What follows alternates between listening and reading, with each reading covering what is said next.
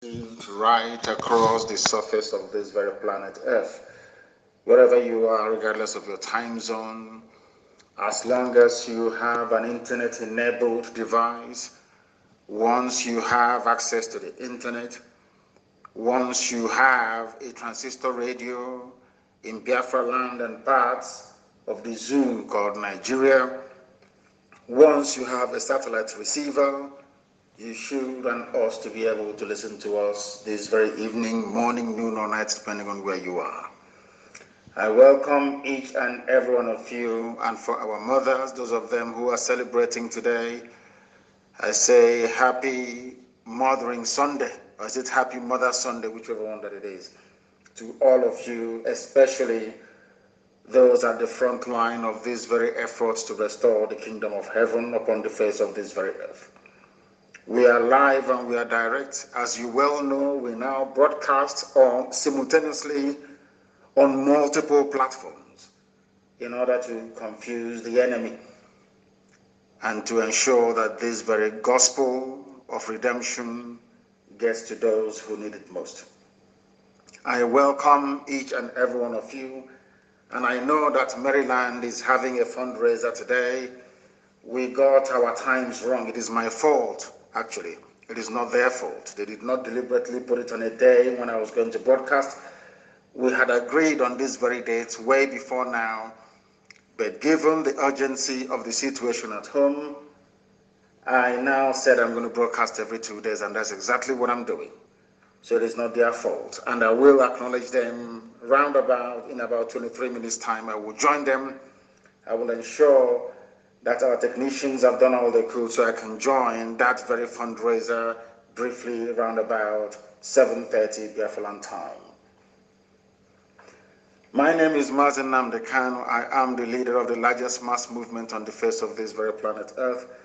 I am the director of radio, Biafra and Biafra television, but the most important title that I hold, and above all, is that by this very special grace of the Most High, Elohim Adonai El Shaddai, I am and will remain a servant of the wonderful people of Biafra. Our job is very simple: to restore the kingdom of heaven upon the face of this very earth, that the scriptures may come to fulfillment. As I keep reminding everyone, anytime you recite the Lord's Prayer, the prayer that Yeshua prayed when they asked him, "Rabbi, teach us how to pray." And he said, "Our Father who art in heaven," signifying that there is only one God, one Creator, one Alpha and one Omega. "Hallowed be thy name," which means there is no other name above that of our Creator.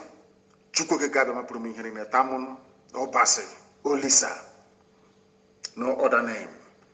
Because Jesus himself said, "Hallowed be thy name.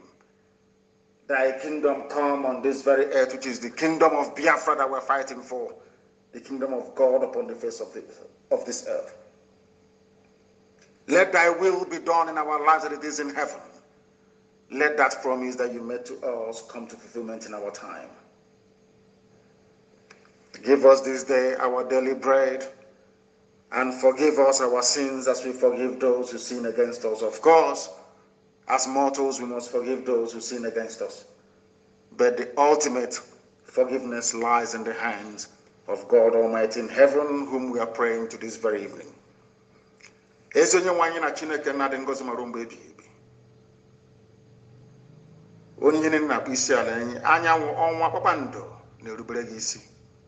N'ihi na ọ bụ naanị gị bụ mmalite na ọgwụgwụ, naanị gị bụ ọkaka, naanị gị bụ Chineke nna nke pụrụ ime ihe na anyị ji eme ọnụ onye anyị ji anya isi.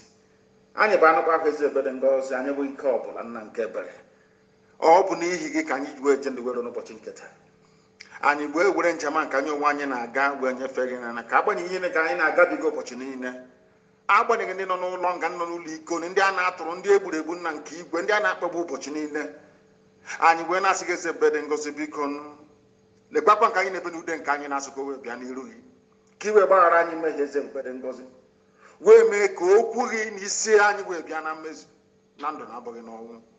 And we're not goes down. So now, so you're getting in a curriculum, and I'm going to get the better well on the men on your watching Catan. Here, open an egg and a Busia. Open an egg and a jammer when if I have so young Benine. A guy working here away, man. Need no more when you're popping any and care bread and goes in king and me. Oh, make at the key way that they put again and care bread and goes.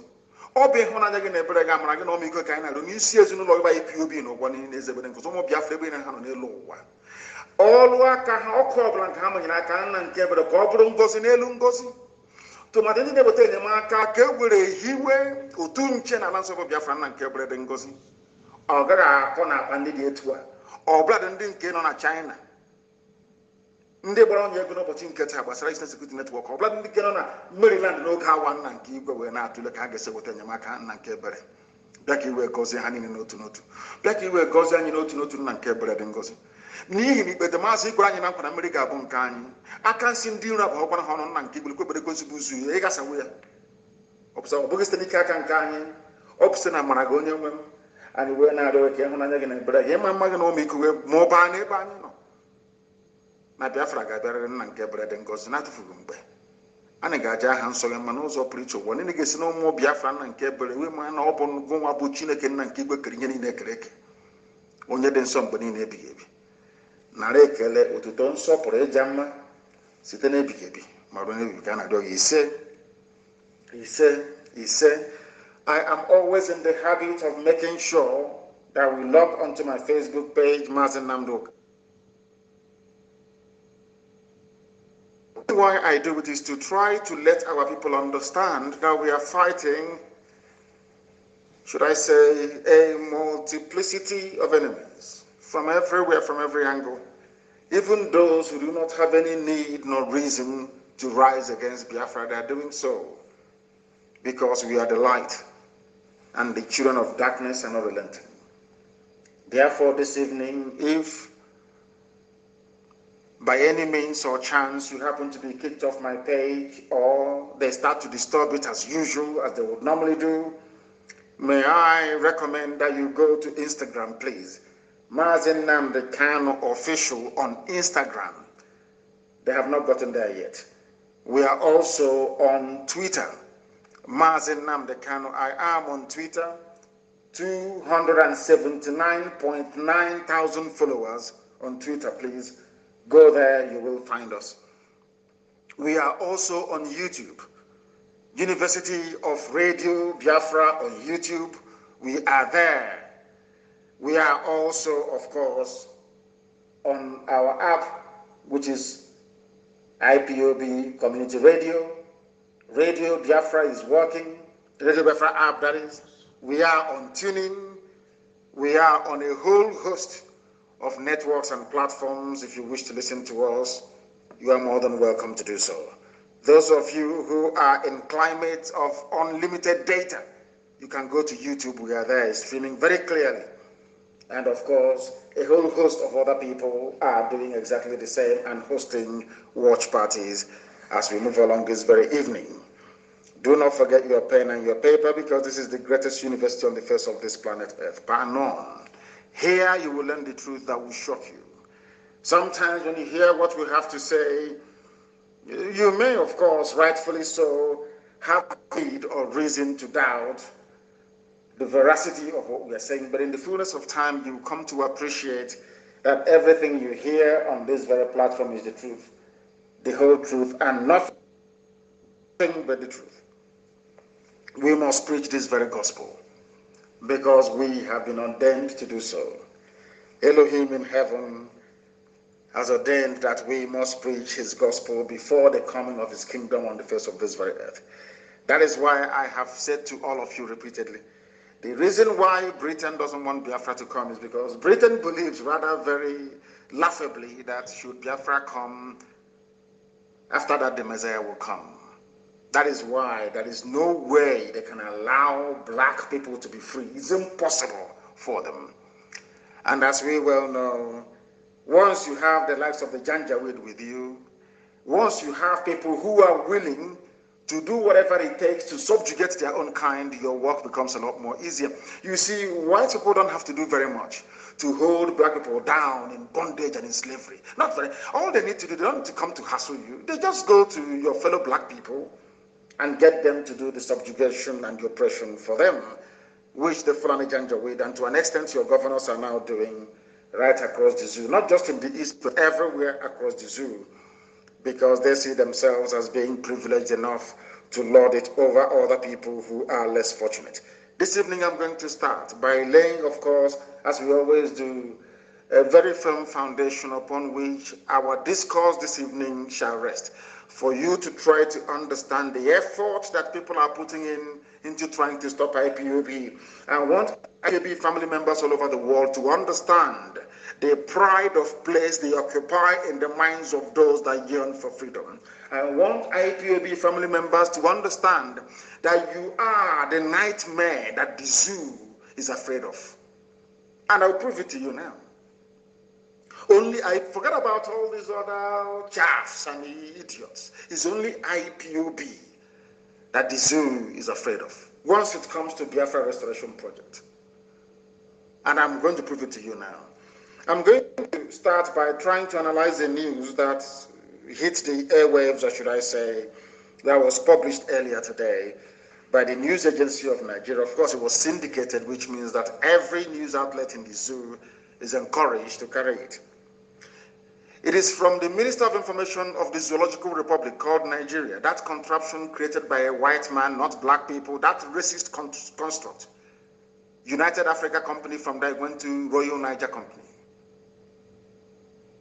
A limited enterprise designed by the British to serve their interests. But unfortunately and very sadly, we black people have refused to learn and to listen. But this evening I shall remind all of us of our duty and responsibility to one another to try to shed the yoke of neocolonialism wherever we find it. This headline reads, "Don't listen to secessionists, Lai Mohammed tells Nigerians." You must pay particular attention to this. Despite all the raging insecurity in the land, despite the dastardly exploits of ISIS in West Africa, despite the murderous, should I say, tendencies of Boko Haram and every other Fulani terrorist group, because some of you should not forget that every terror group in Nigeria is owned and financed by the Fulani. That is something you must understand. Rather unfortunately, and should I say, rather very pathetically, some of you are yet to come to terms with this very reality. To top up the misery for the masses, they control the army, they control the police, they control the customs, they control every arms-bearing agency in the land. Every secretariat agency is in their pocket.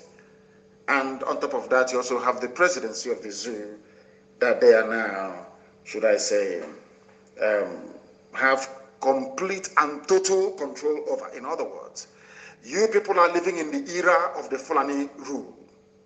You are living in the era of the caliphate without knowing it. Because you don't have elections in the zoo, you don't have any democracy in the zoo called Nigeria. What you have is the rule, a very primitive rule of the Janjaweed. And to make things worse, there is nobody who is actually in charge. And also I'm going to prove that to you later on, that we are the ones, we are their tormentors, we are the ones that they are most afraid of. No other person. Anything we say on this platform, the zoo, they listen very attentively, they pay very close attention to it, and they do the best they can, either to mitigate it or to try to rubbish what we are doing. And each time they fail, each time they try to make us look bad, they end up looking very, very ridiculous. I'm going to prove it to you this evening. This news broke this evening, was carried by many newspapers around the zoo. If you Google it, you'll be able to see it there. Don't listen to secessionists, Lai Mohammed tells Nigerians. He said, do not listen to people who are agitating for freedom. Now, let us proceed. He said this very day, today being Sunday, that the federal government was working hard to improve national security and prevent all secession tendencies, which means what we told you earlier today about the abductions that they're doing, which happened this evening in Ukuta, as a matter of fact. The abductions that they're doing, their concern is not should I say, the Fulani Janjaweed they imported from the Sahel. No, that is not their concern. Their concern is also not the Fulani bandits who are raping, pillaging, and killing people all over the place. That too is not a concern to them. What concerns them is secession. If you are somebody raised on this warped sense of nationalism, if you're one of these people unfortunate enough not to reason properly or reason anything through before you embark on either critique or embracing of that very subject or discourse, if you're one of those who are not well educated, you will think that fighting for nationalism in Nigeria, or should I say, preserving Nigeria is a very good thing. But actually, it means you are badly educated, you are ill-informed, and you are highly unreasonable. Why am I saying this? Because Lai Mohammed is telling you that their problem are groups that are involved in trying to divide Nigeria. But I want to remind each and every one of you that this same lame, weak argument was espoused by supporters of the British Empire during our colonial days, the time that the zoo was under colonialism. And having said this thing today, as I'm speaking to you right now, there is a man called Bishop Etete. He's been abducted from Akwa Ibom this very day. Chinedu Egwuonu was also abducted in Akwa Ibom as well. That one was abducted on the 6th of April. Nsikak Abase, also abducted by the DSS. The reason why I'm making this announcement this evening is that anytime people get upset, these people, they have relatives. Anytime we keep crying and lamenting, and God decides to send his angels, the unknown government, to go and avenge this level of humiliation, some of you begin to complain and to mutter to yourselves. When Nigerian government themselves are committing high crimes and misdemeanors, all of you keep quiet. How can you go to people's home and you abduct them and take them to Iguacha? Their telephone, their mobile phones were tracked. Where we lost contact was on entry into Iguacha. They switched off all their phones. That's what they have done. They are now in Iguacha, maybe in DSS or whatever headquarters that the Fulanis have planned for us. And in all these places, you have the Fulanis who are in power. These people are fighting for freedom. The same way that NNAMDI Azikiwe fought for freedom, should I say, to an extent, independence, for the same people today who are hell-bent on killing everybody, fighting for the same thing that they fought for under British rule. Britain argued, or should I say those that believed in the empire argued that if you allow all these countries, if you allow India to become independent, the jewel and the crown they used to call India, if you allow South Africa to go to the Boers, if you allow all these countries in Africa to become independent, that will weaken the British Empire. We are one. We speak English. English language binds us together. The same stupid, spurious arguments being made up by the likes of Lai Mohammed till this very day. Why did the likes of Azikiwe fight for independence? Why did the likes of Awolowo fight for independence? How come, I'm asking, how come the likes of, to an extent, very limited extent, Enahoro fight for independence? Why? Okotiebo, why did they fight for independence? Why didn't they all argue that we should remain in one big British empire, one big family being ruled by the Queen? Even when they got independence in 1960, how come in 1963 they argued that the zoo should become a republic? That the Queen should no longer be the head of government of Nigeria? Why did you do that? Why is it that now that people are agitating for exactly the same things that you fought for and agitated for under colonialism, you have issues with it? Let us look at what Lai Mohammed has to say. They are working very hard to improve national security by abducting people today in Uguta. They abducted some people today in Uguta as well, not just in Akwa Ibom. In Uguta today, they went and they abducted some people there. The man ran away, they took the wife. A woman. This is what Fulani people are doing. Any day now, people become angry and they enrage and they react. All of you will come on social media and on the useless newspapers and be yapping rubbish. Today that the DSS are busy abducting people, you will not say anything. And I want to ask you this question. How many Fulani bandits Has the DSS abducted before in the past? Sheikh Gumi knows where they are. How many of them have been abducted? The answer is zero. Absolute zilch. Nothing. He gave this, he was speaking on a radio program, I think he was in Lagos, it's called EB, Abasade. He urged Nigerians not to listen to IPOB, not to listen to NNAMDI KALU. That's what he's doing. He said, speaking specifically on the issues around security, Mohammed said that federal government's efforts in that respect necessitated the town hall meeting on security held on April 8 in Kaduna. The people causing the problem are the same people that they went to have a town hall meeting. In the same state, being governed or being ruled by a man, that midget El Rufai, that openly told all of you that he was traveling to Chad, to Niger, to Mali to go and pay Fulani terrorists and bandits to stop killing all of you. He was the man, when asked what was happening in southern Kaduna, he said that the Fulanis were exacting revenge. A governor, that was where they held this town hall meeting. I want to let the whole world understand that Nigeria itself is steeped in hypocrisy. That is something, every time I come on air, I keep lamenting about the state or the mental well-being of black people, how we absorb information and how we analyze it. I keep saying this all the time. I don't know if some of you actually sit down to give a deeper reflection on this very issue I harp on about all the time. They held a town hall meeting, not in the south that hasn't been ravaged that much by terrorism, but in Kaduna. The same Kaduna that was the epicenter, the beginning of present-day Fulani banditry started in Kaduna, in southern Kaduna. That's where they held this very meeting. That is to tell you that they have taken over your lives. You people are worthless. And I'm saying this with every sense of clarity and sincerity, that people in the southern part of Nigeria, you people are slaves. But the funniest thing is that you don't know that you are slaves. You see, in order to occupy you, in order to make you feel relevant, they keep saying, oh, the presidency will go to the south in 2023, which means forget about every other thing that is happening to you right now. Focus, it's just like promising somebody you're going to heaven. If you go to church and pay tithes, you go to heaven. As if they've had anybody from heaven come back to tell them that, hey, I went to heaven, this is what it looks like.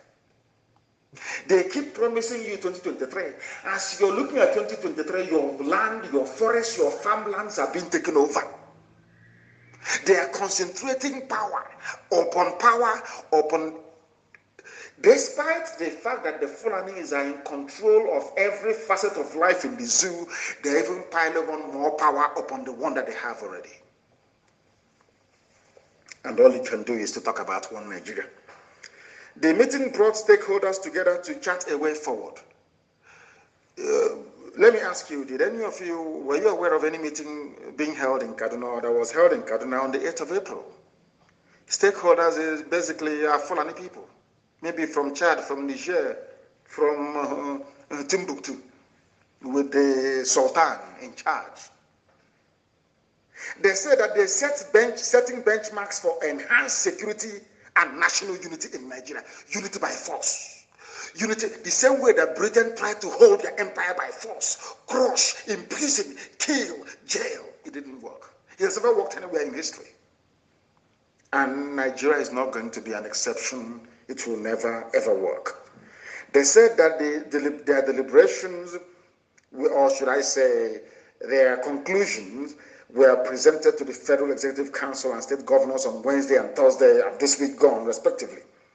Lai Mohammed pointed out that what united Nigeria was more important than those issues threatening its continuity. And I want to ask anybody with any sense of, I don't know how to put this so that people can actually understand me.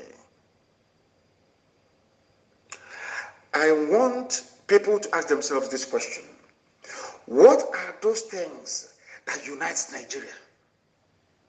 I know some idiot will tell me that an Igbo man trading in Sokoto, in Guzo, in Kotangora, is what unites you. The same way you have Igbo people running successful businesses right across the whole of Europe and in the Americas. The most successful immigrant race into the United States of America are Biafran people. I think it's an official document, isn't it? The most successful immigrant race into the USA are essentially Biafran people. Are they not doing very well in the USA? They are excelling in the USA. Is anybody in their right senses ever suggesting that we should be one country with the USA because our people are doing very well? I want to be very generous to the likes of Lai Mohammed and all those misguided nationalists that you have in the zoo called Nigeria. It's a very simple question. If you claim that somebody doing business successfully in Maiduguri or in Bauchi is a panacea, is the reason why we should be together as one country, there are people who are doing very well in the UK as we speak, running successful businesses. It doesn't matter if they are Biafrans, there are Yoruba people doing exceptionally well. These are multimillionaires in pound sterling. Are you now implying that Britain should come back to recolonize us because there are people who are doing very well in Britain? Simple common sense. I'm sure that you know that the answer is no. So I want Lai Mohammed and all those peddling this fictitious line that what holds us together is more than what divides us. What is holding us together now is Fulani laziness and Fulani greed. Their lecherous behavior, blood-sucking demonic behavior. They contribute nothing to the national coffers. I keep asking myself all the time, if you sit down and you ask yourself, what is it that the Fulani Janjaweed, especially their so-called elite, are contributing towards the national development of the place called Zoological Republic of Nigeria? The answer is absolutely nothing. All they do is that they steal. The ordinary Alamajiri Janjaweed may move cattle from place to place. At least they provide meat to an extent to those that want to eat their useless poisoned meat. What does a Fulani, ordinary Fulani Janjaweed, so-called elite, all of them that are stealing money and sharing it in Abuja, in Kaduna, in Sokoto and all that, just tell me what they have contributed. I keep asking this question, nobody can answer it. Absolutely nothing. But Lai Mohammed is saying that what binds us together is more than what divides us. And he went on to say, listen, we are moved by security issues around the country and called for a meeting of all relevant stakeholders on April the 8th in Kaduna. That we have ethnicity issues is not new. I'm quoting verbatim what Lai Mohammed said. That we have ethnicity issues is not new. They started to mention the problems of Nigeria. Number one is the beloved IPOB. Second, Boko Haram. And thirdly, farmer-header clashes, not Fulani bandits.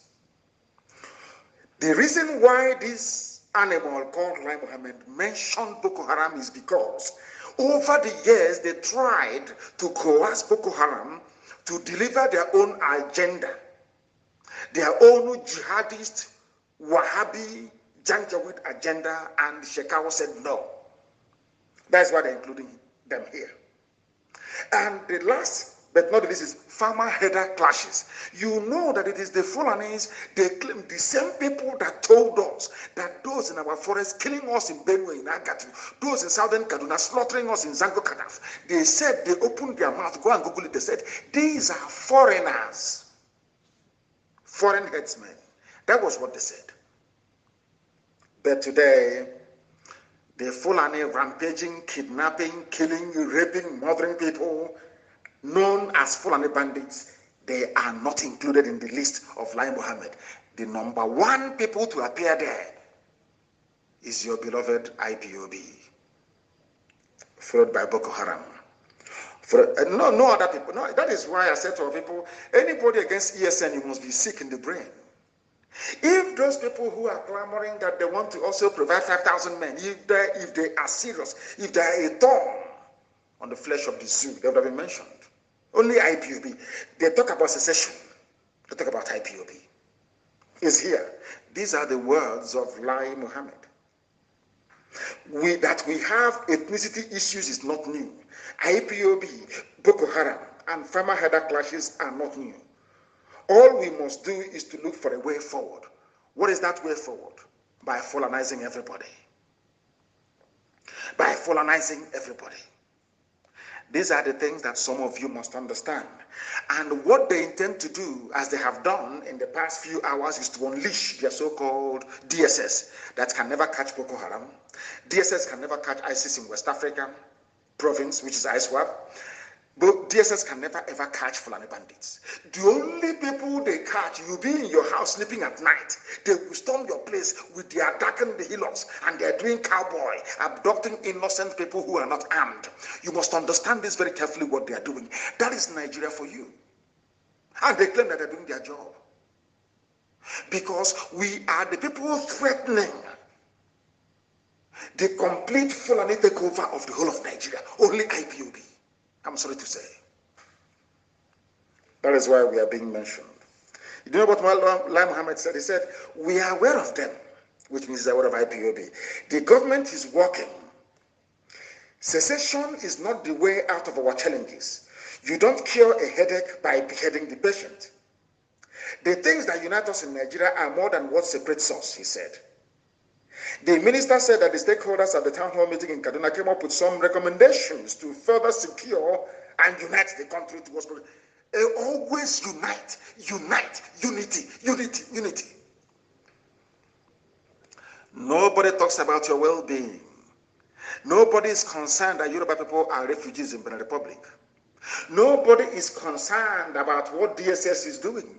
Nobody is concerned about what goes on at army checkpoints now in Biafra land where people are being slaughtered. Nobody is concerned that the whole of Bende, right now as I speak, is full of Fulani jihadis with their cattle. Your well-being. Let us not even talk about employment or good roads or good schools or hospitals. That one can never come. We are talking about your own survival as a human being. And do you know why Lai Mohammed was chosen to say all of these things? Now listen to why he's doing it.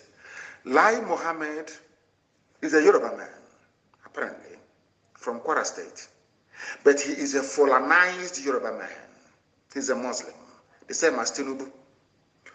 Because when they pray, those of them who are learned, they pray in Arabic. When they read their Quran is written in Arabic. You cannot read the Quran in English. It has to be in Arabic. Pay very close attention to what I have to say. In other words, the Fulanization agenda of the Caliphate is nothing new to him. Because that Fulanization agenda means the recitation of Quran in Arabic for everybody. It means looking towards Saudi Arabia for all that you are as a human being. These are the things you must bear in mind. So to Lai Mohammed and other Kwara Yoruba, should I call them Muslims, is nothing new. For all they care, the supreme leader of all Muslims in Nigeria is the Sultan of Sokoto. It can never be a Yoruba man. Understand this very carefully. The Sultan of Sokoto, the leader of Muslims in Nigeria forever and ever, as long as the zoo stays together as one entity, which it cannot stay, of course. We'll make sure of that. It's going to always be the Sultan of Sokoto. There is no way in this life that the Sultan of Sokoto can ever be a Yoruba man. In other words, every Yoruba person, including Lai Mohammed, including Tinubu, every Yoruba person, especially a Muslim that subscribes to one Nigeria, they are saying that in perpetuity, the Fulani will lord it over us. Some people may try to draw the analogy with Christianity and say, how about the Pope? There's never been an African Pope, but of course, at least it is subject to a vote. One day, who knows, a black Pope may emerge. It has nothing to do with us. The same thing that I have against some of them of the English persuasion when it comes to Christian worship, Anglican Church. There is no way in this life the Archbishop of Canterbury, appointed by the Queen of England, can ever be a black person. It's not possible. It's not possible. It can never be done. The same way there is no way in this world that the Sultan of Sokoto, the supreme leader of Muslims in Nigeria, will ever be a Yoruba man. So every Yoruba person canvassing or campaigning for one Nigeria, you are saying that you have double yoke.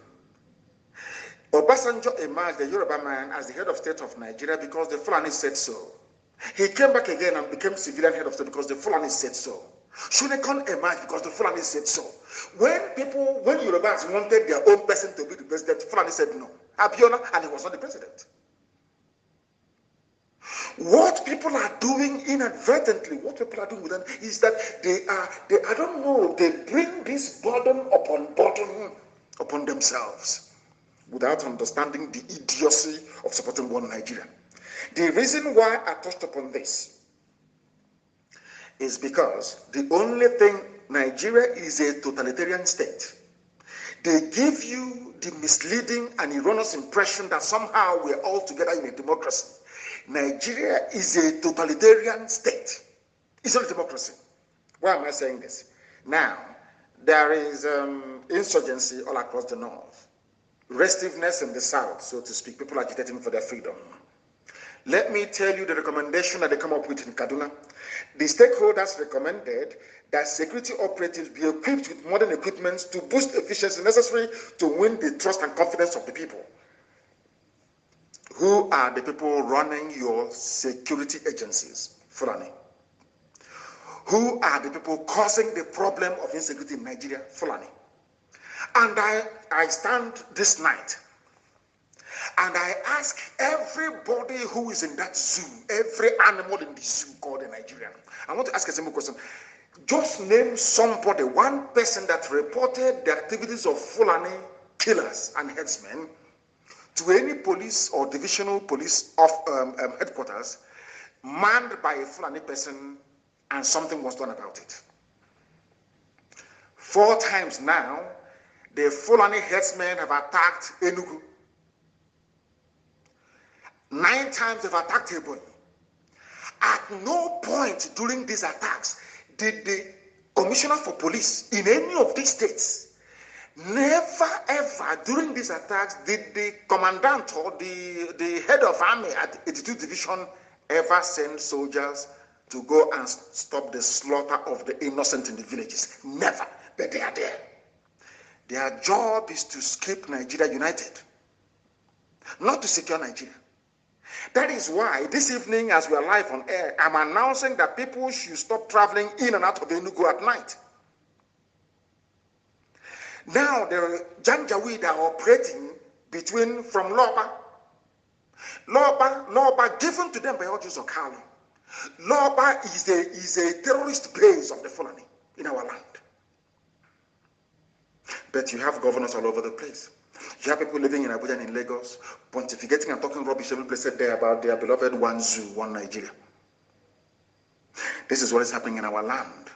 This was exactly what gave birth to Eastern Security Network. They have met in their Kaduna. They have held a meeting. Nobody said we should recall all headers and ban open grazing. Oh, sorry, not to ban, to enforce the ban on open grazing of 1969. Nobody is saying anything about it. No, 1968. And I must correct myself, 1968. They're not saying it. Nobody is saying that the bandits they claim that came from Mali, from Chad, from Niger should go back to their land. No. All that concerns them is security, because they need to hold all of you down. As they are pinning you down, the Fulanis are coming in and settling in your farmlands and in your forests without you knowing about it. Or you may know, but you cannot speak. Those you are relying upon to speak have been selected by the Fulani themselves to serve their interest.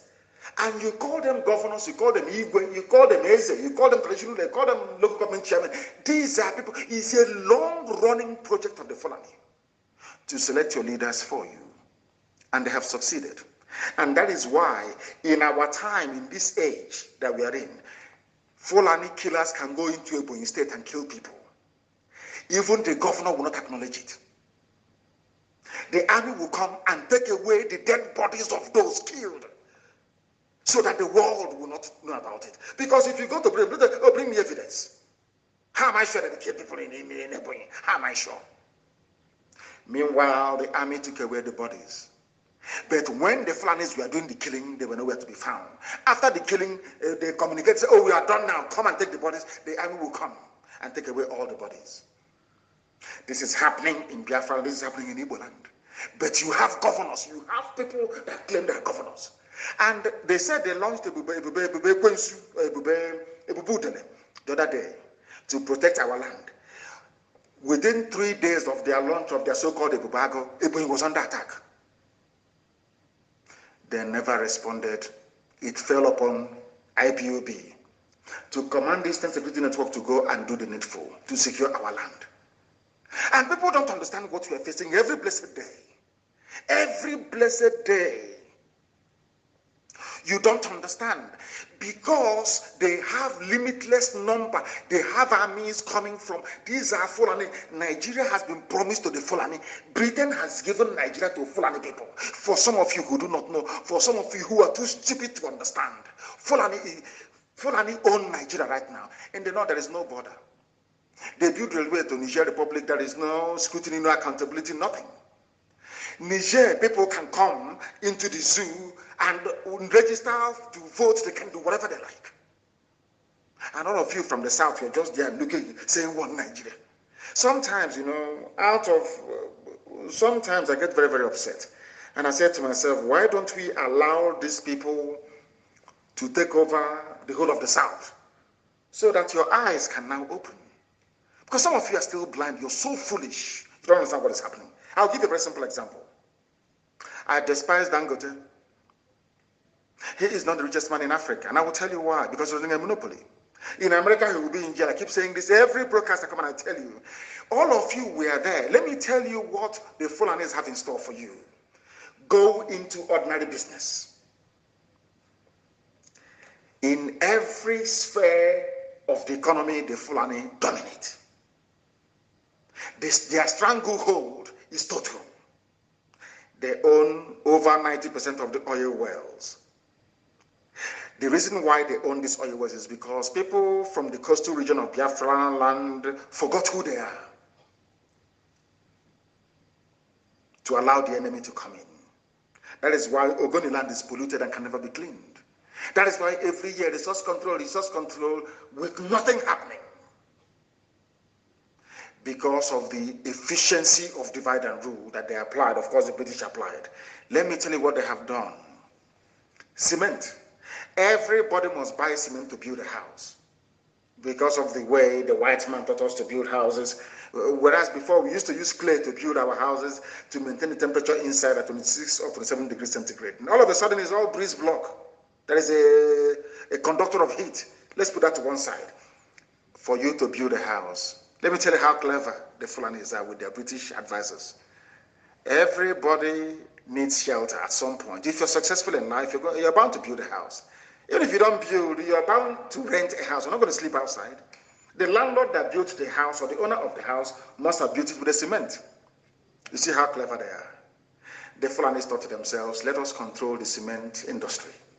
How are they going to control it? By killing off and closing every other cement producer in the country. So that only one man, he's not going to produce the cement, he's going to import the powder and bag it somewhere in Lagos. That's how you have Dangote cement. Over the years. Some of you may have forgotten, but my uncles used to work at Niger Cement Factory at Nkalagu, built by Dr. Michael Obara. Niger Sem is called, on Kalagu Cement. Some of you have forgotten, but I'm sure if you're as old as I am, you remember BCC Lions of Boko. Have you forgotten Lions Cement? From Benue. BCC means Benue Cement Company. They used to have cement in Benue State. There was Elephant Cement, Ego Cement, Ashaka Cement, Boham Cement, even Ibeto had his own cement. Now, people complain, they don't have any jobs, they are miscreants, they have no jobs. But you people, the same Fulani that you people idiotically voted for, or claim you voted for, are the people that shut down all these factories. They want Fulani to control you. They gave the monopoly, the license to import cement to one single Fulani man, Dangote. That was why they put Ibeto in prison. EFCC called him and imprisoned him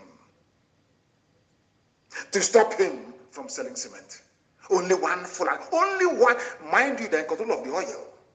Only one Fulani man. Some of you are so stupid in Nigeria. I don't know the type of God that made some of you, but I will educate and I will enlighten you. If you listen to us without bias, believe you me, your life can never be the same again. Your brain will open. Let me give you an example of what is happening in the zoo. Before now, there was nothing, and Obasanjo is very stupid, I'm telling you. Obasanjo is an idiot. Obasanjo was the man that rubber stamped some of these things I'm telling you right now this evening. Not only do Fulanis control the oil well, there were a lot of people, thousands of people working in the refineries. Let me tell you what they did next. They went into the refineries and they shut every refinery down. They went and built a refinery under Abacha in Equatorial Guinea. They went into a consortium with the British and built a refinery in Exeter, in England. Now, this crude oil that previously would have been refined in One, in Iguacha, Port Harcourt refinery, in Warri, or to an extent Kaduna, now we ship them abroad and made every worker in that place useless, rendered them unemployed. Money wasn't coming in. I want people to understand when Lai Mohammed was saying, what holds us together is more than what, all that rubbish, nonsense. I want to tell you how Fulani took over your lives before your eyes, as you're watching Talking One Nigeria, our flag, our team, Super Eagles, Green Eagles, Siglet, talking about the Fulani, we are stealing your lives away from you before your own eyes. Fulani was not content in owning the oil wells. They shut down the refineries where our parents were working, where you could study petroleum engineering, graduate, and find a job to feed your family. That sector was shut down. Remember, they shut down the cement sector. Very critical. Every day there's construction going on, isn't it? It's a very critical sector of the economy. Building raw materials, of course. Fulani, Dangote one man. Now let me tell you what they did very cleverly. They came to the petrol. Not owning the oil well is not enough. To tell you how much they hate you, they call you a Nigerian, let's unite, but they despise you. They hate you. If not, why would they shut down all the cement factories and allow one man to import? I didn't say produce, import. You will have limestone in Nkalagu right now in Ebonyi State rotting away. Shut down. BCC in Nuboko, shut down. Maybe you don't get them have taken it to rebag, not to produce, not to manufacture cement, but to import cement powder and rebag it. That's all that they do. And they claim they love you. They claim they want to see Nigeria progress. I am doing this program this evening to let the whole world understand that there is no basis for unity in Nigeria, because the whole thing is based on evil and wickedness. Why? Because Fulani people are not hardworking people. They can't wake up by 5 or 4 in the morning to go to work. I challenge anybody. All those factories that you see in Lagos, in all those industrial belts, I challenge anybody anywhere in the world to tell me if a Janjaweed can wake up by 4 in the morning to go to work in a factory. It's a challenge to everybody. Show me one. Now listen. They took over cement, which is very critical. They took over oil itself. The only way that people, private individuals, share oil wells amongst themselves. That is not enough. Instead of moving that oil to the refinery to be refined, where we can find jobs to make kerosene available easily, to make fuel available to run our car. No, not at all. To tell you how evil they are. Those claiming and shouting one Nigeria, to tell you how satanic they are. They moved all those jobs abroad by shutting down all the refineries that you have in your zoo country. And who is in charge of NNPC? Fulani, in the Kiari family. Understand? Now, you see what they did? They now moved crude oil abroad to the refineries that they built with stolen money from the public coffers. It doesn't end there. Denying you jobs is not the end. It's not even their problem. now to bring that refined petrol back into Nigeria. You will not pay subsidy again to bring back into the country what left the country for free. Hey, chai, zoo. Only if black people can reason. They took away cement sector, very critical in the building of an economy in the world. They took away oil, which is the only thing that you have, so to speak. They export it, they export it and they make money. They bring it back and you pay tax for it. Yet no refineries are working. That is how you have fuel subsidy. The meaning of fuel subsidy is that your refineries are not working. Not that they will not work if you turn them on, but because Fulani shut it down, that they may control your lives. Two sectors. We must all eat, isn't it? Everybody must feed every day. You have to eat something. There is no food you cook in our land without salt in it.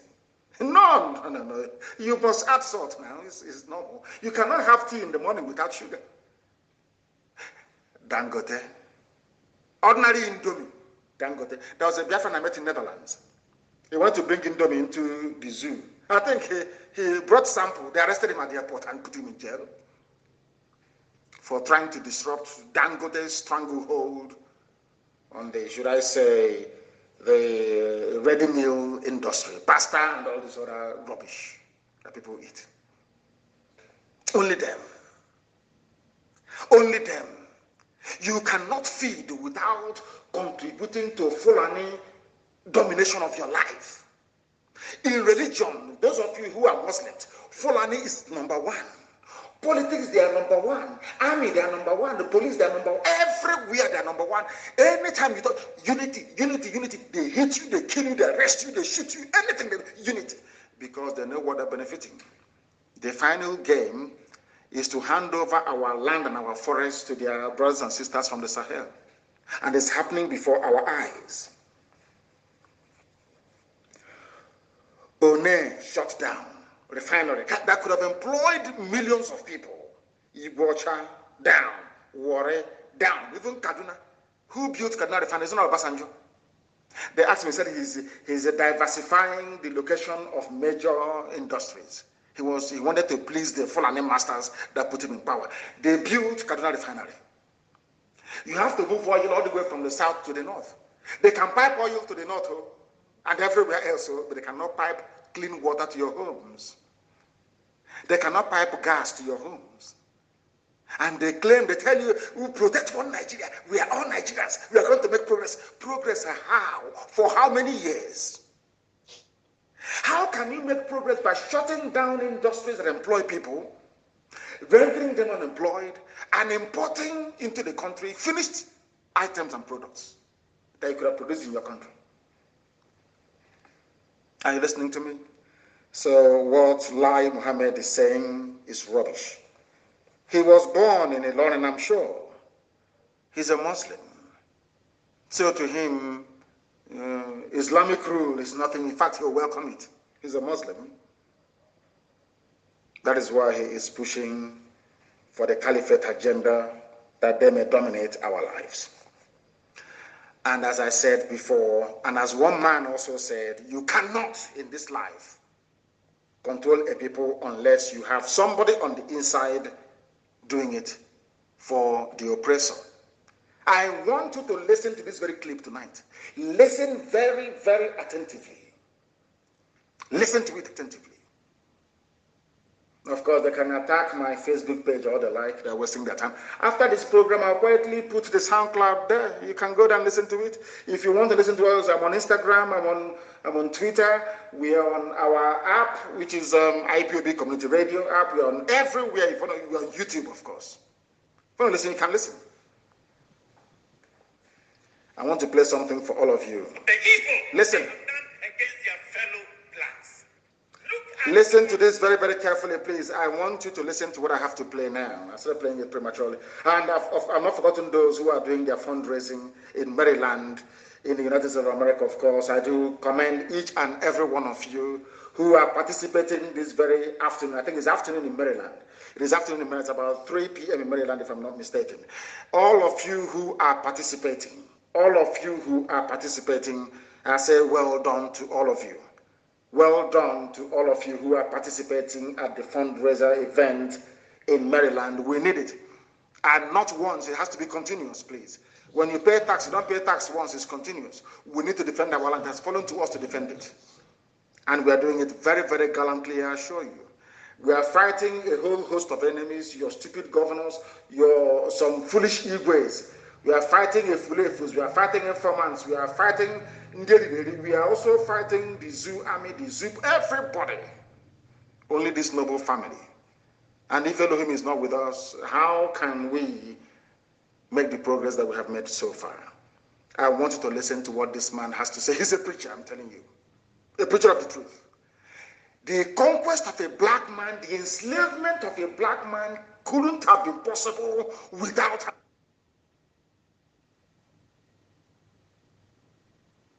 past and the governors and the so-called leaders you have now. No difference. It's only that we have come to say that enough is enough. We can no longer tolerate this rubbish. That's all. I want people to pay close attention to this program this evening.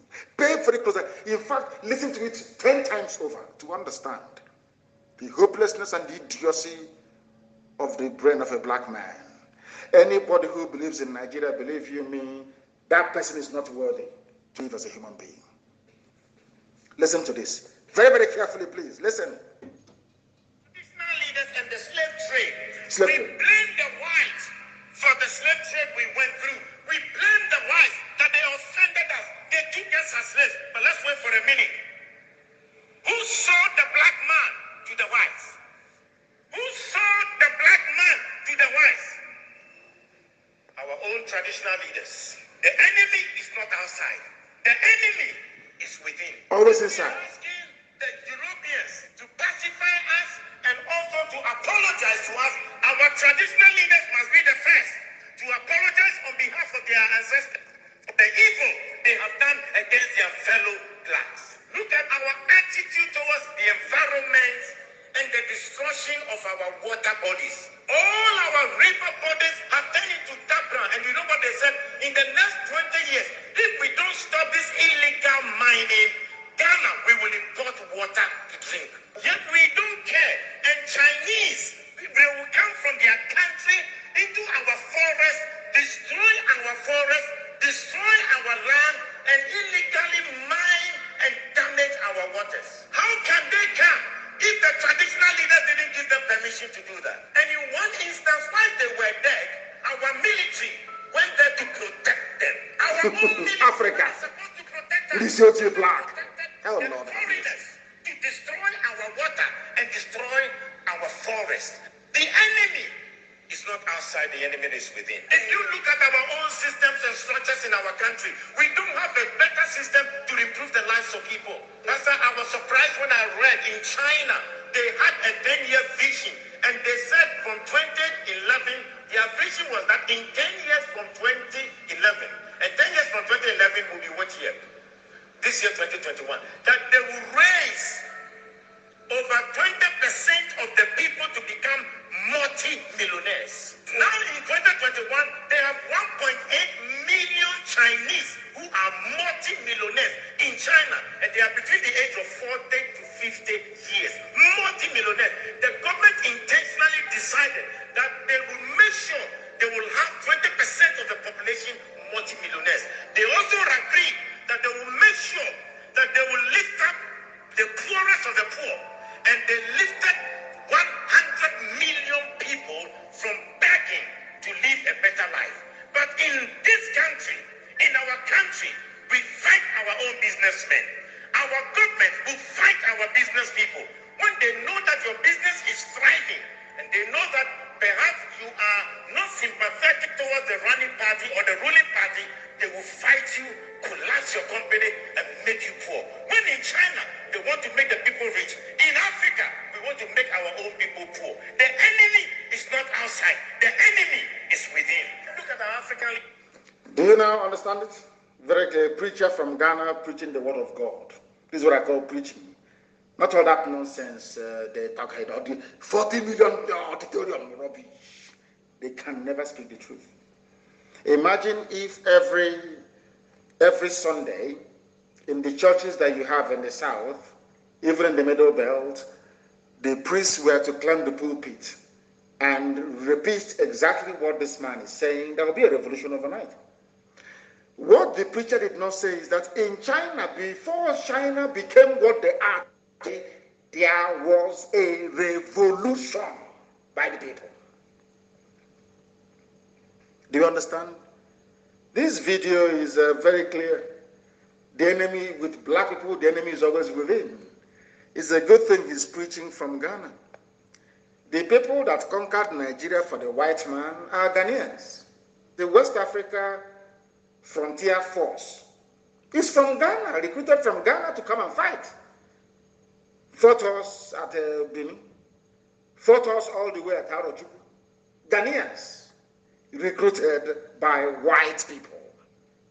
The same way we have today, those fighting a better tomorrow for our children are the so-called governors, so-called Igwe, so-called idiot, a beggar who lives in Lagos, writing rubbish, claiming he's an intellectual.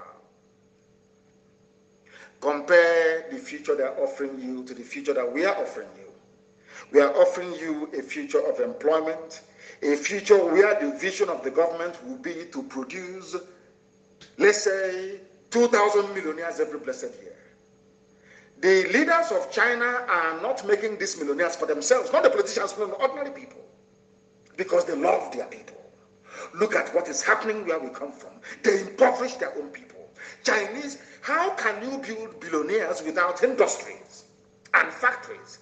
But in the zoo called Nigeria, the lives of Ibeto are being impoverished. People who could have been millionaires are being impoverished, so that the Fulani that is so work shy and lazy can ascend the throne of power, riding on our collective ignorance. That is why I hate Nigeria. Not that I hate the people in it or anything of that sort.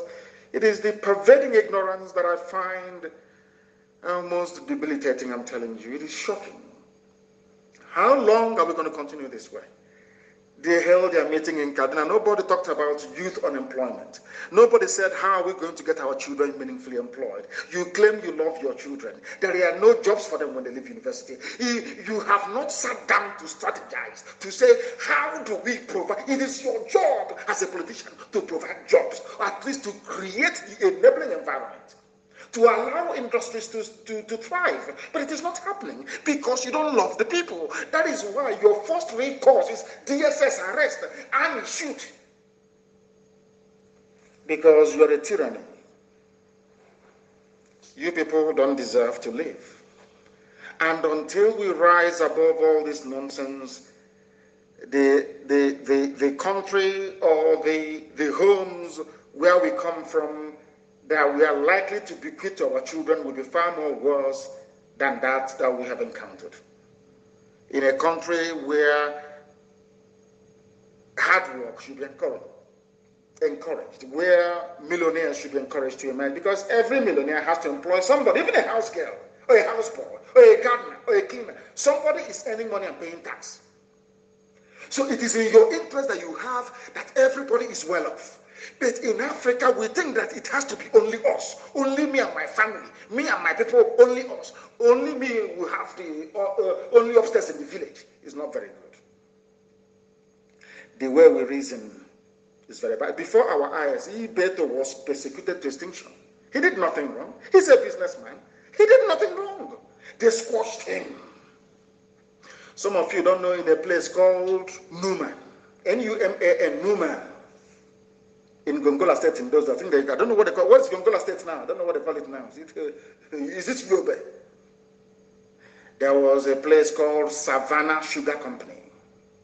My uncle, the man used to work there. I was to go there on holidays and I was told that the company has been shut down. Savannah Sugar Company in Newman. Do you know they used to produce sugar? In Yobe State, Yobe, they used to produce sugar there. Nobody is coming up and saying, let us revive this yoga. It will give our people jobs. You know, with sugar, you do a lot of things with sugar anyway. Some of you don't know that the rum you drink, you know, the Southern Comfort you take. You know, rum, Southern Comfort. It's sugar from sugar cane.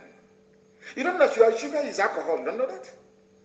Hey, sorry, Zadamawa. They say Zadamawa. I do apologize. You know, I don't know which is which. I don't know which is Taraba, Adamawa, all this rubbish, all these stupid, idiotic names they come up with. I used to know Gongola State. In Gongola in those days, there is a place called Newman. If Fulani Janjaweed were working in the sugar factory, what time would they have to go and do banditry? Lai Mohammed and his so-called intelligent stakeholder group will not discuss this.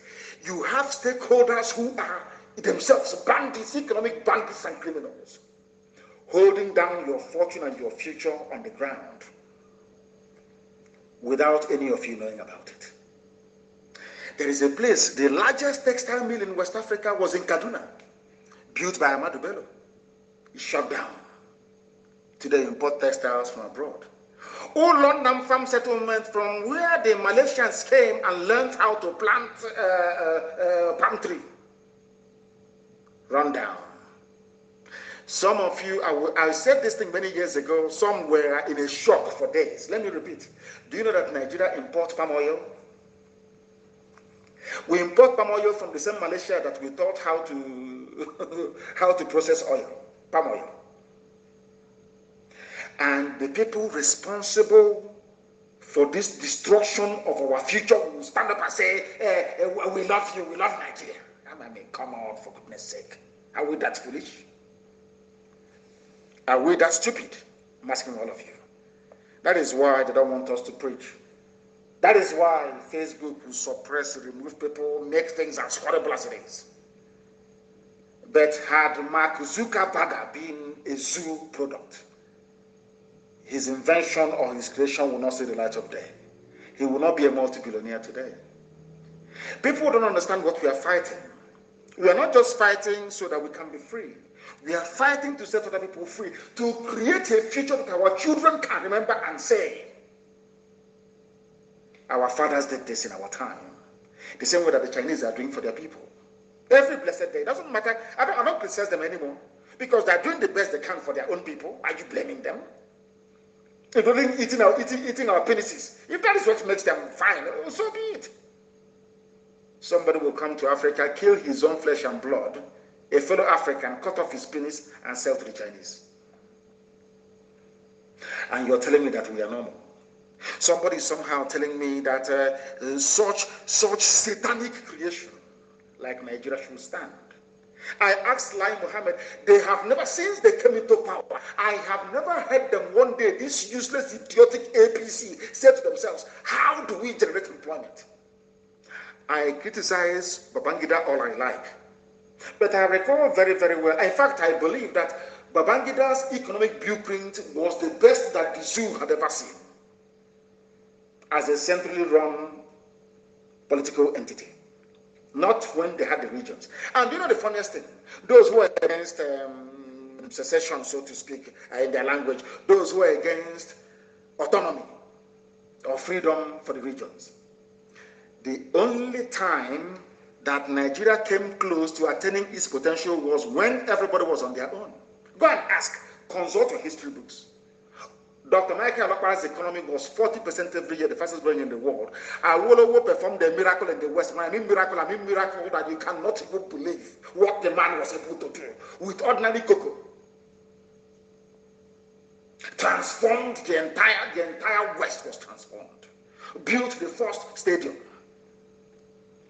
Even the Janjaweed, Ahmadu Bello, and Tafawa Balewa, do you know what they did in the North? Go and look at the factories that they built in the North. When people look back with nostalgia at what Nigeria could have been, they were looking at Nigeria when the regions had their own government, when the regions had their own embassies abroad. These are the things they don't teach you in schools. But if you are fortunate to be listening to us, then you're highly blessed. And all these people who have a hand in sabotaging their own people. And as I said sometimes, that I don't think there is anybody anywhere on this earth that has come close to matching the accuracy of everything that we pronounce. You know, when I say it, you don't believe me. Some of you may remember when I used to say to Rochas Okorocha, you come back in shame. You see this planning you're serving, they will disgrace you. The same thing I said to Lai Mohammed. All of you fools that think that by serving the Fulani somehow one Nigeria, your life will be better. I want to read out a story concerning Rochas Okorocha, that you may understand. This is the idiot that locked up our mothers in order to please his Fulani masters. Now let us really understand what is happening to him today. EFCC releases Okorocha after 2-day detention grilling. The same man that rigged the election in Imo State for his master, his Janjaweed master. This is the same man, the same human being that locked up our mothers in Owerri because they were protesting that I should be released from detention. This same idiot. He was preaching Nigeria to us. One Nigeria, how we need to be together. Nigeria has to go as we're talking rubbish. And of course, with his bra, you know, he wears a bra. Idiot. This fool. I told him, he didn't listen. Now, let us hear what his Fulani masters did to him. As I said to you, how many years ago did I say that? You will serve, all of you that serve the Fulani Janjaweed, you will come back in shame. He's the chief servant of the Fulani. After disgracing the other servant, Joseph Kalu, they disgraced this idiot as well. Let us read. A former governor of Imo State, Rochas Okorocha, on Thursday said he left the facility of the Economic and Financial Crimes Commission, EFCC. Okorocha spokesperson Sam Onwemodo, in a statement on Thursday evening, disclosed that Okorocha, who now represents Imo West at the Senate, is in his house. The statement said Okorocha, 2-day stay in EFCC detention, offered him the opportunity to respond to allegations of financial fraud leveled against him. He served the Fulani. He thought they would protect him. They have another slave in the Sarikin Fulani of Imo State, Hope Uzodinma said to them, oh, take my brother, punish him, jail him. Their only strength comes when they are fighting their own. Isn't it very funny? They can never fight outsiders. The only time for you to prove to the Fulani that you're a good slave, you must fight your own people. I have everything against Okorocha, but I'm against Fulani persecuting him. It sounds bizarre coming from me, but yes. One day you will understand the reason why. They always enjoy, they laugh. Look at all the looters and the money is being withdrawn from CBN. NNPC has never, they've not accounted for 1 penny for the last 7 years. People call it looting. If you steal 1 billion, they say, no. Fulani loot in dollars and in pounds and in euros. Nothing. No one has ever invited the Kiari family to come to EFCC. Of course not. All of you keep disgracing yourselves. You had ESN, you have ESN, that all of you should queue behind. All of you are doing yourselves who will be the best Fulani slave. So they will hear your name on TV or on newspaper and they will say, hey, this is our slave. Let's go and give him some more money. That's what people are doing. You can never fight Fulani the way we are fighting them. None of you can. Because if you do, you will lose your relevance. Okorocha has been disgraced.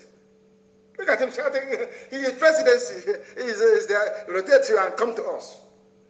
And when you're here, and guys just catch the idiot and put the Osan in a prison and it's finished. Detention to tell you are nobody. The only people that can defend you is your people.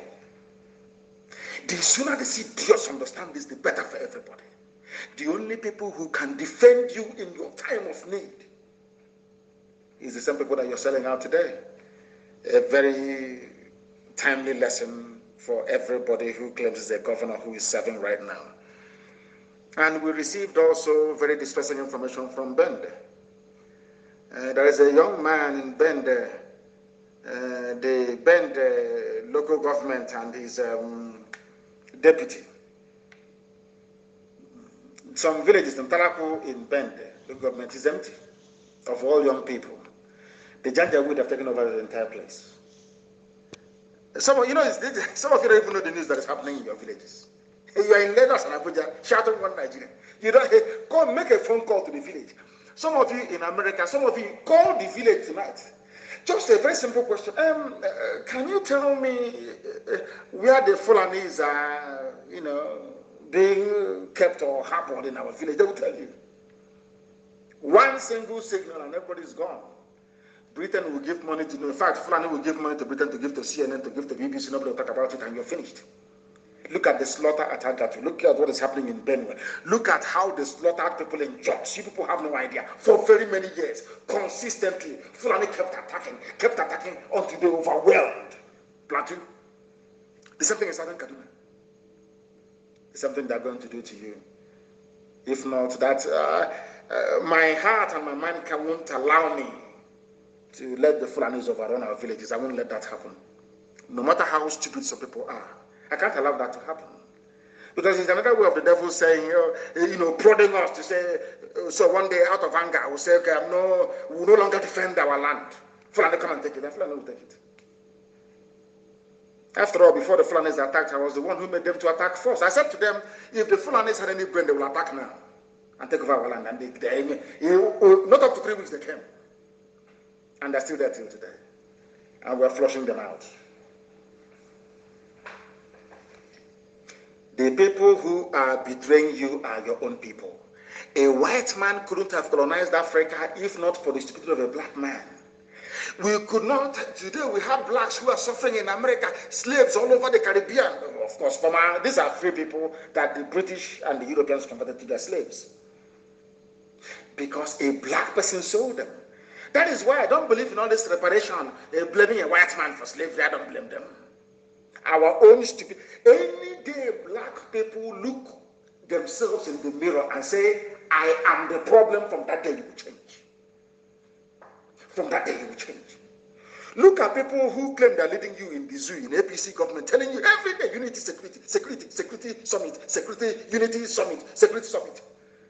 Nobody talks about jobs or housing or social amenities. No, security and unity.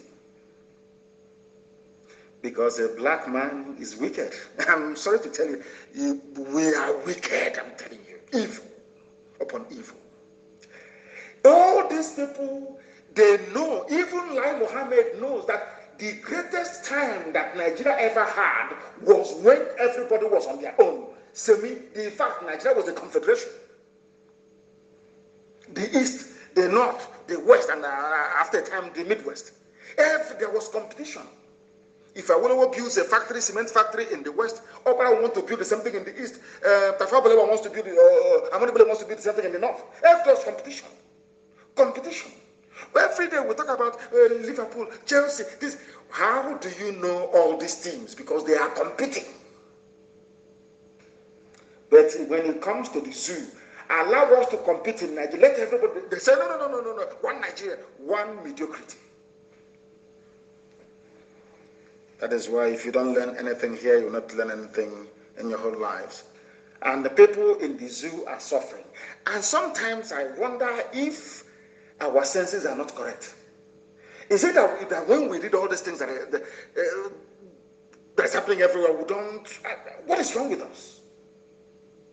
Things are happening everywhere. Residents who fled Damasak return alleged molestation by Niger Republic soldiers. In Nigeria, you're being raped and shot at every blessed day. You run to Niger Republic, the same thing that you're facing. You know, sometimes you begin to ask yourself, has God forgotten Black Africa, or we must have done something? I think the rest of Nigeria should join us anytime we are doing atonement. Something has gone wrong somewhere. Some of the residents that fled when Fulani terrorists attacked Borno State, they fled to Niger Republic. They have started returning back to the area. But mind you, those attacked by Fulani terrorists in Yoruba, and some of them are still in Benin Republic. They said that the governor of the state spent the night in Damasak to ensure the safety of the people. But what we saw in Niger Republic, we don't want, even if, one of them said, even if the terrorists are coming to kill us again, we would rather stay here and die than face what we faced in Niger Republic. Black people in Niger, they saw vulnerable women and children, most of them Shua Arabs, who are in Borno, most of them Kanuri, fleeing from terrorism. They ran into Niger Republic. The soldiers of Niger said, hallelujah, they have come. They lined them up and started raping them. The same thing. Remember what I said, what goes around comes around. The way they raped our women from Obibo is how the mothers of those that gave birth to the vagabonds that raped our women are being raped in Niger. What goes around comes around. You know, the thing about Nigeria and Nigerians is that they're so stupid. They're the most stupid people on the face of this earth. I consider your average Nigerian as the embodiment of stupidity, embodiment of idiocy. They cannot reason. When you are busy raping other people's wives, sisters, mothers, people that we sent to all of you in the north to go and rape to your heart's content. You never knew, you never thought that such a thing can happen to you. But it has happened to some of your mothers now in Borno, to the extent that they are saying they would rather die inside the Borno state than run again to Niger Republic.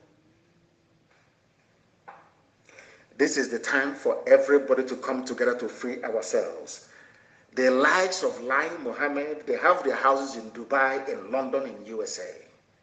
They have no interest in your future. When they talk about unity and security, it is to secure their oil wells, to secure their monopolies that they have over your lives. Not because they love you. Not because they love you. Nigeria is the worst evil. Nigeria is worse than evil. Worse than evil. We must continue. We must continue. They swore we would rather be killed by Boko Haram in Damasak than return to the Niger Republic, where we were subjected to various inhumane treatments by soldiers. So in your country, when your soldiers are subjecting people to inhumane treatment, you are clapping for them. You are clapping for them. So you want the Niger Republic to welcome you? No. What goes around comes around. Your sons, your Fulani sons and daughters are busy raping and killing people. The same thing they have done to you in Niger Republic. So now you understand. So now you understand that being evil and being wicked is not good. This is a very great lesson for the so-called governors to learn. A great lesson for them to learn. Because one day they will leave office. One day, if we don't get you now, one day we're going to catch you. That's what happened. Nobody stood up to condemn Wike for sending our mothers to the north to be raped. Everybody is quiet. Okay, we'll wait and see what is going to happen. Wait and see what's going to happen. Everything I tell you here is gospel, it is the truth. You can never fault it. Nobody can. You can never ever fault not one single thing I tell you. Remember when my Facebook was on fire before? I told you Facebook is working with them, and sadly, most of those that work for Facebook are Yoruba people. Yoruba young people. You would expect them to do that which is right, but also, there's that thing in us, black people. Our evil, our wicked, evil nature is natural. That is why a young person will leave school. They recruit you into Facebook, and your job is to suppress the truth. Why did Twitter go to Accra, to Ghana? Because in Nigeria, they suppress the truth. Yet they will not learn. They will never, ever learn. Because they are not as smart as they should be. They are not as smart as they should be. They keep cutting off, keep suppressing, keep doing everything they can, but we keep going back. We keep going back and preaching the gospel of heaven. Because nobody can stop us. You can't stop us. We are unstoppable. The sooner you realize it, the better for you. And after Oduduwa becomes free, which is going to be, Oduduwa will be free. I am sure that Oduduwa freedom, they will go and fish out all their people that work for Facebook and put them in jail. That would be the best thing to do, because they're evil. The young people working for Facebook, their mentality was what made it possible for the white man to leave Europe to come to Africa to conquer everybody. They think they are doing the right thing, but they are making a very bad situation worse. And we must tell them the truth. We have to tell them the truth. I told the whole world that this boy, the boy you have now is not Jubril, representing Buhari. Some of you pretend you don't know. The president is back. Buhari is back. This Yogi, I will not meet some of people in my next life. If there is anything, I will not meet some of you. No wonder you can be colonized by anybody. I'm sure if the Chinese were to bring their religion tomorrow, some people will be going there to go and die for them. As I told you before, I remember, I think it was Reverend Jim Jones in Guyana in those days that killed a lot of black people because stupid, wretched black people believe that a white man, Jesus can only be a white man, not a black man. He told them to take poison, and they all took poison and they died. Reverend Jim Jones, I'll never forget, from Guyana in those days, because he's a white man. Hey, black. I told you before that the man wearing the mask now is claiming he's Buhari, a young boy. His name is Yusuf Abubakar Muhammad. His name is Yusuf Abubakar Muhammad. You know the mask, the fake mask, the plastic mask you wear, the Buhari's face, the hyper reality face mask. They couldn't make the ear to be very strong. So now, when the boy came back from Britain built a special N95 mask for him so he can breathe. So you can't even know if he's Buhari again or not for some of you who are already confused. But we know it is not Buhari.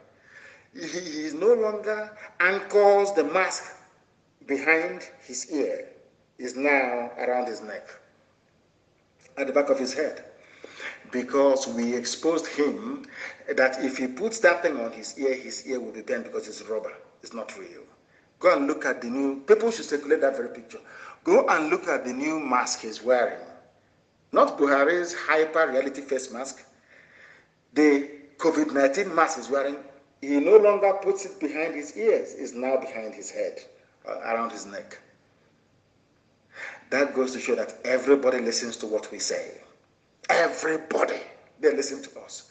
That is why they have learned. They are now anchoring it around his neck, no longer behind his ears. And they say, welcome, Baba.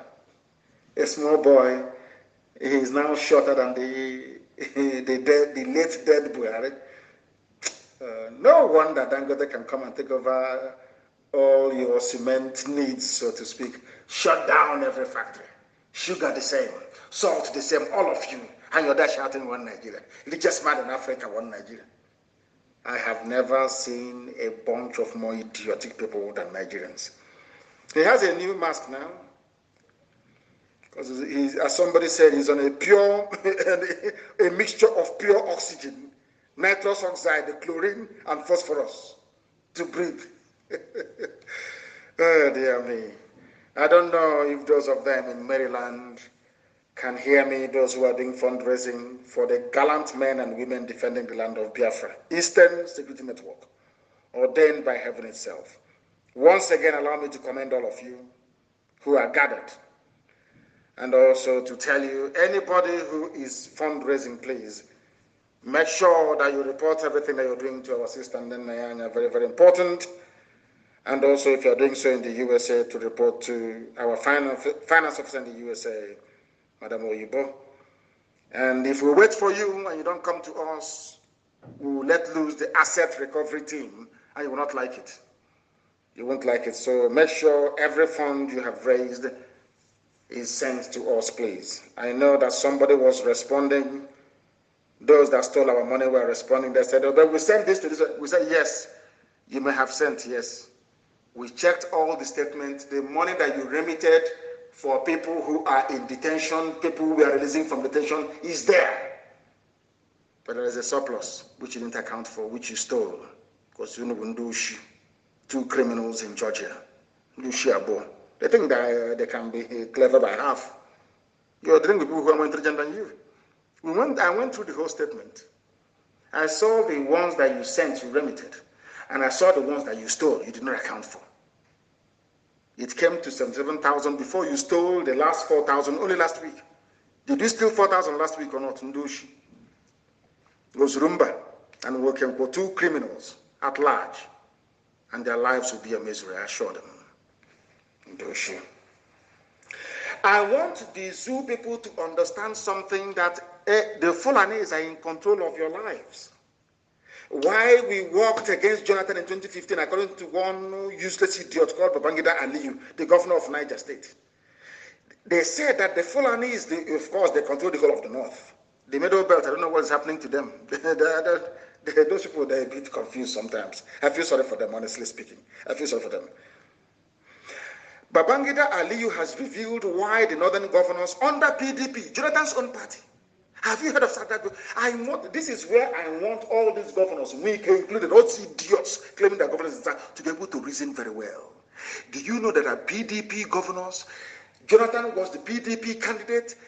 PDP governors who are from the north, core north, of course, Fulani Janjaweed North, they did not vote for him. Instead, they voted for another party, the candidate of another party from their own lineage. I want people from Niger Delta, people who idiotically and foolishly claim Niger Delta. Are you listening to me? They did not vote for Jonathan. According to them, Jonathan said he would only contest for one term. That was a revelation that this man made. Do you see the way the Fulani in the north gang up to see how they love themselves? All of you in the south, you're bickering and fighting like a crab in a bucket in Shiko. Anyone who wants to climb, you drag that one down. You see how the Fulani governors are, even though they are in PDP, they voted for Buhari, their own person, their own man, against Jonathan, who is from the so-called South, stroke Niger Delta, whatever that rubbish that means. What is their reason? They said because Jonathan said he would only, be there for one term of elected office, because he took over after Yaradua died, I think for about 2 years. Then he contested, he won, and he was there for 4 years. Fulani said, you promised us. In Fulani, they're always good at remembering what you promised them, but they can never remember what they promised you. So Jonathan was kicked out, yes? Now, they claim that, it was Jubril that came in 2019. Before now, this little boy took over the wearing of the mask. The mask wearer now is Yusuf Abubakar Mohammed from Niger Republic, the boyfriend of Aisha Buhari. Not Jubril. Jubril ran away from Cuba at the height of COVID-19 when Abakari died. One day, all these things will be revealed from sources that I'm sure you will believe. Then some of you will say that this is a prophet. Maybe by then it will be too late for some of you. Now listen very carefully, please. The same people that claimed they voted for Buhari in 2015 and voted for him again in 2019 forgot something. And I will quote for them. Nigeria's Buhari said he would not seek re-election in 2019, according to the minister. This news was carried by Reuters. The same Buhari, you claim, of course, Buhari died in 2017, we know all of that. The same Buhari in whose name you're running Nigeria said, I will only contest for one term. The same thing that Jonathan said. And your excuse for supporting Jonathan is that he said, or he reneged on his promise to only run for one term. The same thing with your so-called Buhari. But you voted in Jubril under the tutelage of Abba Kyari in 2019. Is that not correct? Or thereabout? Is that not correct? So you did not remember the promise that Buhari had made. He would only run for one term. But you remember the one that Jonathan said. That's why you didn't support him. But you supported your own kind. Of course, Jubril wearing Buhari's mask. That is Fulani for you. I'm saying this because of the idiots in the south who cannot reason. Fulanis, they go in, they arrange everything. They get a lost soul in Lai Mohammed to dish out the lines for some of you. They pay some Yoruba journalists. They pay them, give them money. And they forget who they are. They forget their job. And today, everybody is suffering. I have told those who are on Facebook, on my page, live there, because Facebook is frustrating everybody. Live there and go to Instagram, or you go to Twitter, or you download the app. Download the Wi-Fi app. It's very cheap. Very, very cheap. I don't know, some people cannot listen. Leave Facebook alone. On my page, that is, I know others are listening on other platforms. Leave NNAMDI KALU official. Leave it alone for them. Let them be hearing me, because Facebook is listening to me right now as I preach this gospel of heaven. They cannot remember what Buhari promised to, but remember Jonathan's own. That's why they kicked him out. These people are congenital liars. Fulani politicians and the idiots they have groomed in the South, they are all liars. And the only way to solve this problem is a revolution. Revolution. A very bloody revolution. And when it starts, don't read newspapers. Because Tinubu will give them money to be writing, is this tribe that did it? Is that ethnic group that did it? No. Once the revolution, believe you me, no newspaper should publish. Only a revolution can save the people, or else we are all doomed, because they are all liars and deceivers. These are the same people that say, oh, build alliance with us. Niger Delta, build alliance with us for 2023. The same alliance that was built.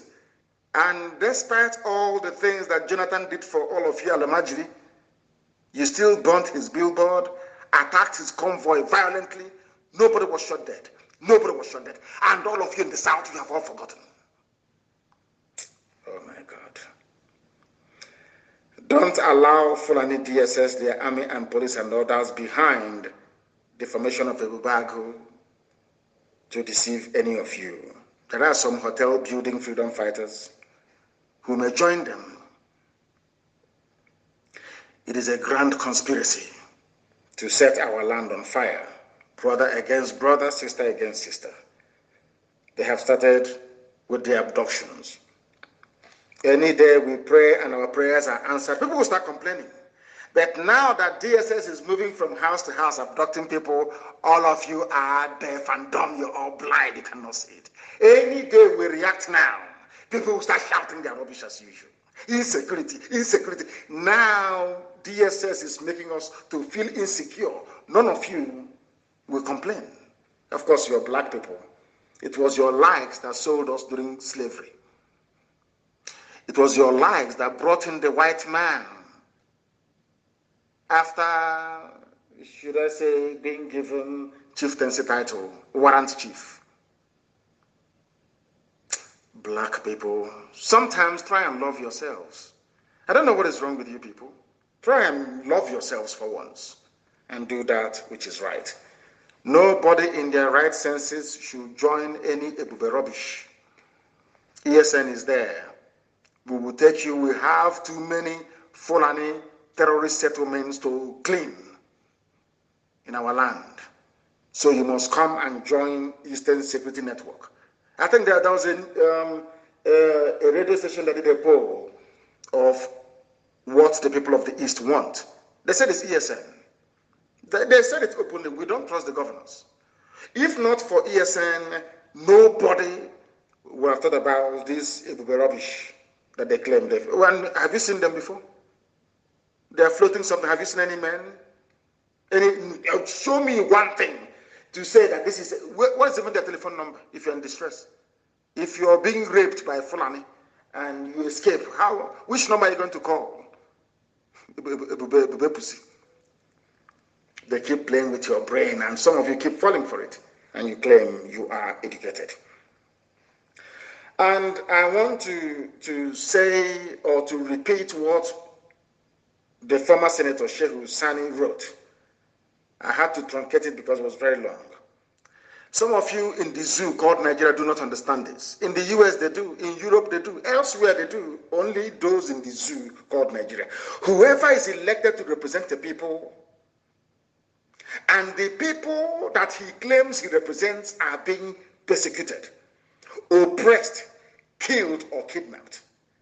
And he chooses to cowardly remain silent or sit on the fence out of fear of losing his seat or upsetting or even offending a certain power or authority or mortal God, that person is morally unworthy and undeserving of the seat he occupies. In a nutshell, this is from Sheikh Husani, it's not from me, please. Quote him. I am quoting what Sheikh Husani wrote. All the politicians you have in the East, they are not worthy of the seat they occupy. They are there to protect you. Have they ever protected you? I keep asking you this question all the time. When our sister was killed and cut up into pieces at Uli, what did Obia not do? Now that you are being attacked in Ebonyi State, what is Dave Umahi doing? In Enugu, we are being slaughtered every blessed day. What is the governor over there doing? Or is it in Abia State? And they claim they represent you. They claim they are fighting for you. Yet people are coming to kill you and are killing you. They have not done anything till today, even with their boastful Ebubako rubbish, audio security. They have done nothing. And you still believe in them or trust them, then there is something fundamentally wrong with you. Therefore, ESN is all that we have, and we must guard and protect it jealously. I want to sound a note of warning to all those in the diaspora. I know that some of you mean very well for what we are doing on the ground, especially our men on the front line. Nobody wants to hear that our men are hungry or that they are sick, they're not receiving the right treatment. Nobody likes that. But I want to warn all of us in the diaspora, please, very, very important. Stop calling people who are on the front line. You must desist from contacting commanders on the ground from today, no more, because it breeds insubordination and ill discipline, which we cannot afford right now. If there is any complaint, very soon a number is going to be released. The command of ESN flows from me to our high command, to our general on the ground, who now gives instructions to the men in the field. We don't want a contamination of that chain of command. You may mean very well, no doubt. And all those who are in the business of doing videos, complaining to people in the diaspora, you must stop forthwith. You must stop it immediately. We are not going to tolerate or allow that nonsense to continue. If you are an operative of ESN or a commander, I must also warn you, please, not to contact those abroad unless you are instructed to do so by your state commander. In every state, the state commander is paramount. What he says goes. In the fullness of time, if he's not doing it very well, we will know and we will seek to correct it. Stop speaking to those who are in the diaspora. The zoo can plant people abroad to know where we are. You don't know. After talking to them, you compromise your position. It will be attacked already. Please, that nonsense must stop tonight. I don't want any meddling in the affairs of our men on the ground.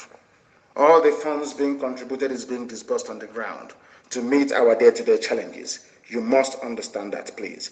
Every ESN operative in every state is under the state commander. I don't care who you are. Even some Lone Rangers, some special squads that we have, you are under the overall command of the state commander. Every ESN operative in every state is under the state commander, who is under the overall general, who in turn reports to the high command. Very, very important, because the only thing we have to defeat our enemies is discipline. Any army that is disciplined always ends up winning. Very, very important. We understand this today. Discipline is key. And we don't want people who are abroad meddling in what we are doing. It is not good, please. Without discipline, we cannot defeat this monster. Remember that they have their agents and your governors and all the rest of them. You must understand that our governors are evil. And like those that sold our forefathers to the white man, they will do anything now to sell us to the Fulani Janjaweed. They have no conscience. They have no soul. That was why they invited Operation Python Dance 1, 2, 3, 4. You know, if it's before, they'll bring Python Dance. And as I told you, people should not panic. They say they want to bring their army. They have no army to bring. The zoo, they have no army to bring. Forget all that rubbish. We bring our army, you have nothing to bring. And if you try to move the few people you have in Bauchi and in Kaduna and Makurdi down to the east, Fulani, the hardened bandits will overrun your villages. And you know that very well. So all that nonsense you bring, is rubbish. They have nothing. One day, they will answer for their crimes. Please, without discipline, we cannot defeat these people. And to all those encouraging these evil and corrupt governors, know that you are aiding and abetting the terrorists to take over our land. If you support this, they will be rubbish. You are aiding them because they can't do nothing. How can you form a security network with the Fulani soldiers behind you and Fulani police? Are you foolish? The same people that if you ask them to go and arrest one Fulani bandit, somebody will say no to you. So people are saying that we should come together. ESN and the Bubago. I have not seen a Bubago before.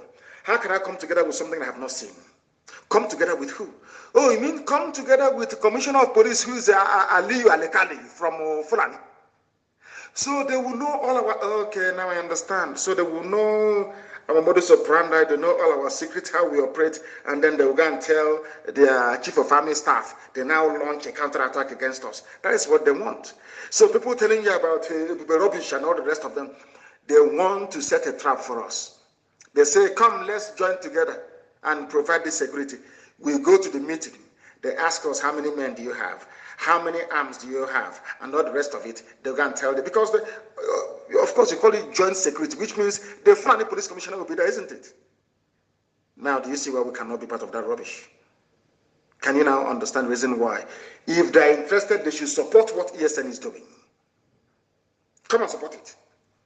And we are doing a very good job already, aren't we? We are doing a very marvelous, fantastic job already. If you want to know what your future will be like without ESN, go and study the history of Hausa people. I keep telling you this all the time. If you want to know what your village will be like in the next 50, 60, 70 years, go and ask yourself, what is the original name of Sokoto? They will tell it is Gobert. Hausa. Today, it is the Sultanate, owned by the Fulani. The same thing is about to happen to us unless we open our eyes and ears now, not tomorrow, to fight and defeat this very monster. And once again, allow me to commend those who are doing their fundraising in Maryland and those that did one earlier in China. Every help you're bringing to us is going to the front line. But I must make one thing very clear. We don't want to breed the type of, should I say, culture and thinking or philosophy of militancy, which is money for hand, back for grant type of thing. Before they go and sack Fulani terrorists from their forest, you give them money. We don't do that. We're a volunteer army. We have come to defend our land. Do not bring corruption into it by talking to people selectively and saying, I'm promising them something. I will not tolerate it. Anybody who does that next time will be removed from my POB. I don't want anybody speaking to men on the ground. They have commanders. With only discipline, we are going to win and succeed in this very war that we're fighting. Understand that very clearly. I thank you all for listening to us this very evening, and as always, some may think that we despise them. Of course we don't. Everything I say to you is born out of love so that you can repent and change. Reason very well and be worthy to be called a human being. With all the love in my heart, believe it or not, I do. From me, from here, it is good evening.